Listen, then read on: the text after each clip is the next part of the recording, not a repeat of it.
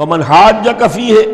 تو اے نبی جو بھی اس معاملے میں آپ سے اب بھی حجت بازی کرے، جھگڑا کرے، بحث کر رہا ہے، ابھی سینگ الجھا رہا ہے بحث کے اندر،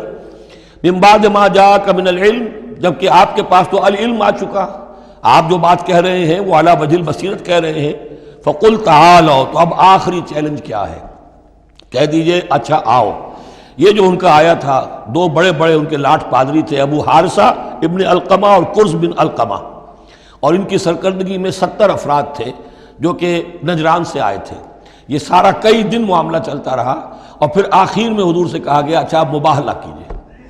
قل، ان سے کہہ دیجئے تعالوا، آؤ، ندعو ابناءنا و ابناءکم، آؤ ہم بلاتے ہیں اپنے بیٹوں کو، تم بلاؤ اپنے بیٹوں کو، ونساءنا و نساءکم، ہم بلا لیتے ہیں اپنی عورتوں کو، تم بلاؤ اپنی عورتوں کو، وانفسنا و انفسکم، اور ہم بھی آ جاتے ہیں تم بھی آ جاؤ، ثم نبتہل، پھر ہم گڑ گڑا کر اللہ سے دعا کریں، فنجعل لعنت اللہ علی الکاذبین، تو ہم کہیں کہ اے اللہ جو ہم میں سے جھوٹا ہو اس پر لعنت کر دے۔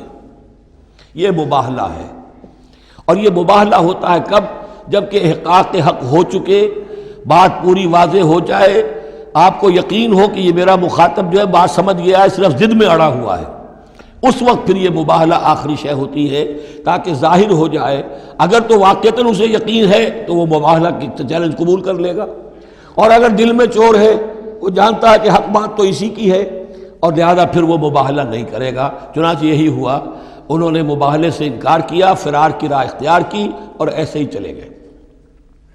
فمن حاجک فیہ من بعد ما جاءک من العلم فقل تعالوا ندعو ابناءنا وابناءکم ونساءنا ونساءکم وانفسنا وانفسکم ثم نبتہل فنجعل لعنت اللہ علی الکاذبین ان ھذا لہو القصص الحق، یہ ہے صاف صاف جو بھی سرگزشت ہے صحیح اور حق، وہ یہ ہے،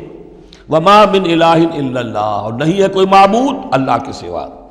وَإِنَّ اللَّهَ لَهُوَ الْعَزِيزُ الْحَكِيمُ، اور یقیناً اللہ تعالیٰ ہی ہے زبردست اور کمال حکمت والا۔